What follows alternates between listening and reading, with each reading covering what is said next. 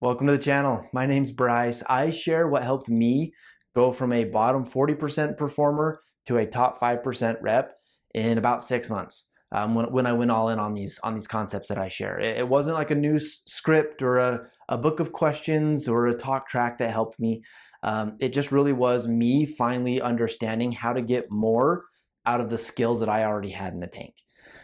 So I'm going to share, that's what I share on this channel. If that resonates, hit the subscribe button, like this video, and stick around for more. But that being said, we'll just get into it. In today's video, what I want to do is I want to talk a little bit about the third key of sales that no one ever talks about.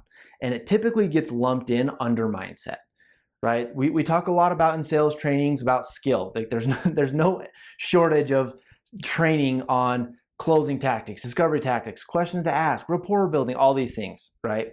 And rapport building, I think, is like be likable. So anyway, but what's funny to me is there are levels to mindset that we never talk about. I guarantee most of your trainings you've heard, just be confident, right?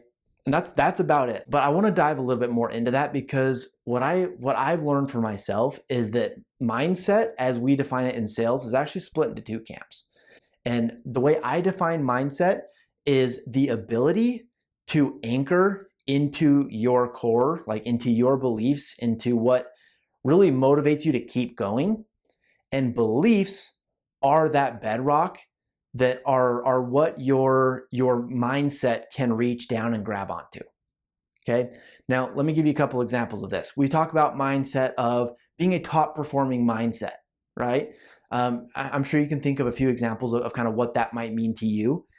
But if you don't have top performing beliefs, if you have shallow beliefs about performance, of the amount of money that you kind of feel comfortable making, you yourself are setting your belief bedrock, so to speak, at a shallower level so that when your mindset, where it's like, hey, I've got to dig deep, right? That's why we say this. And what are we digging down to? Is that core, that like, I know I can do this. But if your beliefs aren't deeply rooted in that knowing, and it's a very shallow knowing, you're only going to dig deep down to $100,000 a year, $150,000. You're not going to reach down because you yourself aren't allowing access to that $200,000 level. Because once you can understand where you are limiting yourself, and it has nothing to do with the skills.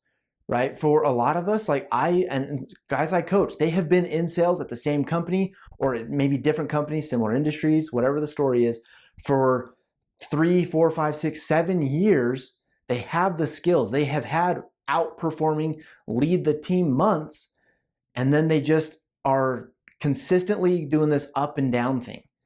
And for me, what changed everything was when I decided to look at my beliefs about money, about the fears that I had about recognition. One of the worst days I ever had in my sales career was one of the first times I ever led my team after I had been through this nightmare of a year of trying to get out of this slump that I was in. Like I was about to get fired for most of it. And I finally got to where I was going. And that was the worst day I've ever had in sales. And it's because I was seeking that result to try to fix something that only I can fix. And subsequently, what happened the following months, what was supposed to reward me wasn't rewarding, and I plummeted. But that experience helped me understand, okay, the result isn't rewarding, but the process was. So I'm just going to go stick to the process. I'm going to fix what I can fix, and I'm just going to let the results do what they want to do. And so that, and again, that's a perfect example of mindset and beliefs, right? I had the mindset to grind and put the work in and accept rejection and all those things. Like I was fine doing it. I was good at it. But the beliefs that I had weren't conducive to top consistent performance. I was my own biggest limitation.